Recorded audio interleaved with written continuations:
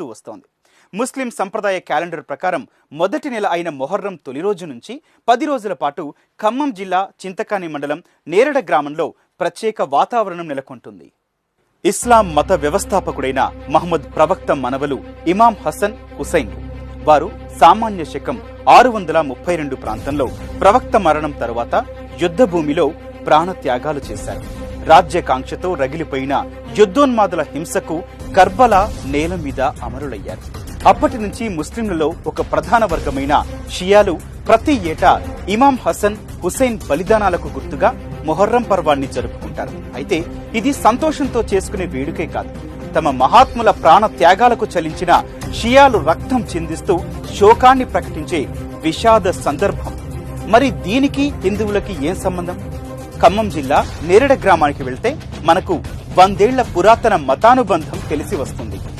నేరడ గ్రామంలో మొహర్రం నెల మొదలైందంటే కులాలు మతాలు అన్నీ మరిచి జనమంతా సంతాప దినాలు పాటిస్తారు. మహమ్మద్ ప్రవక్త వారసులైన హసన్ హుసైన్ల బలిదానం వారి చేత మద్యం మాంసం వంటివన్నీ మాన్పించేస్తుంది. ఇక 10వ రోజున అంటే అషురా దినాన ఊరంతా పీర్లు పట్టుకుని పెద్ద ఎత్తున కదులుతారు. కులాలు మతాలకు అతీతంగా అందరూ పీర్లను తమ తమ ఇళ్లకు ఆహ్వానిస్తారు. వాటికి సాంబ్రాణి ధూపాలతో పూజలు నిర్వహిస్తారు. ఆనాటి యుద్ధ వీరులకి సంకేతంగా 2 ప్రధాన పీర్లు ఉంటాయి. అలాగే ఊర్లోని ఒక్కో కులం వారికి ఒక్కొక్క ప్రత్యేక పీరు కూడా ఉండటం ఇక్కడ మరింత విశేషం. తెలంగాణలో పీర్ల పండుగగా ప్రచారం పొందిన మొహర్రం నిజానికి పీర్ అనే సూఫీ పదంలోంచి పుట్టింది. పీర్ అంటే మహాత్ముడు, ధర్మ నిర్దేశకుడు అని అర్థం.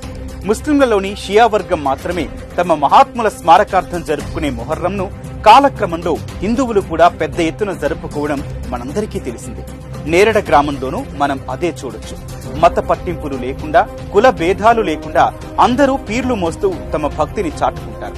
అగ్నిగుండాలు తొక్కటం, ఆడిపాడటం ఇక్కడి చారిత్రక మత సామరస్యానికి అద్దం పడుతోంది. ఆధునిక కాలంలో ఎక్కడెక్కడో స్థిరపడ్డవారు కూడా పీర్ల పండుగ వేళ తిరిగి తమ స్వగ్రామమైన నేరడ చేరుకోవటం బోలెడు సందడికి కారణమవుతూ ఉంటుంది. ఇక్కడికి తెలంగాణలోని ఇతర జిల్లాలు, గ్రామాల నుంచి కూడా ముస్లింలు, హిందువులు మొహర్రం వేళ తరలి వస్తుంటారు.